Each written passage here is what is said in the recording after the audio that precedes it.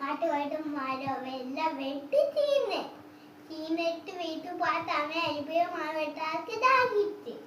ദാഹിച്ച് വെച്ച് പുഴ കണ്ടു വെള്ളം കുടിച്ചു. വെള്ളം കുടിച്ചിട്ട് ഇന്ന് പേറ്റ് കൊണ്ടാലി വെള്ളത്തിൽ പോയി പേറ്റ് മഴ വെട്ടാൻ ഒത്തിരി തങ്കടായി കരിഞ്ഞ് വെച്ച് ദേവേദ വന്ന് എന്തിനും കരിഞ്ഞ് തോറ്റു മഴ വെട്ടാൻ പയന്ന് മഴ വെട്ടാൻ കൊണ്ടാലി വെള്ളത്തിൽ പോയി പയന്ന് പേറ്റ് വീണ് വെള്ളത്തിൽ പോയിട്ട് ഒരു തടി വെച്ചുണ്ടാക്കിയത്.